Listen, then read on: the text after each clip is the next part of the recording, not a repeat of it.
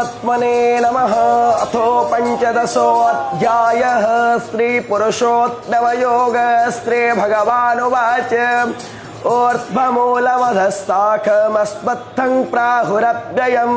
छन्दांसि यस्य पर्णानि यस्तं वेद स वेदवित् अधश्च ऊर्ध्वं प्रसुतास्तस्य शाखा गुणप्रवृद्धा विषयप्रवालः अधश्च मूलान्यनुसन्ततानि कर्मानुबन्धेन मनुष्यलोके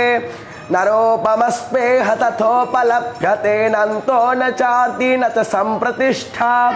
अस्मत्थमेनं सुविरूढमूलमसङ्गशस्त्रेण दृढेन चित्वा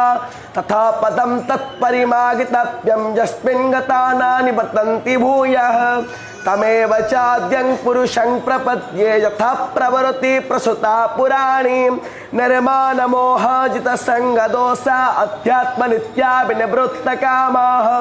द्वन्द्वैर्विमुक्ता सुखदुःखसंज्ञै गच्छन्ति मूढा पदमन्वयं तद्भासयते सूर्यो न शशाङ्को न पावकः यद्गत्वा न निवर्तन्ते तद्धामं परमं मम ममैवांशो जीवलोके जीवभूतः सनातनः मनसष्ठानीन्द्रियाणि प्रकृतिस्थानि कर्षति शरीरं यदवाप्नोति यच्वा पृच्छ्वात्मतिस्परः गृहेत्वैतानि संयाति वायुगन्धानि वासयात् श्रोत्रं चक्षुस्पर्शनं च रसनं घ्राणमेव च अधिष्ठाय मनश्चाय विषयानुपसेवते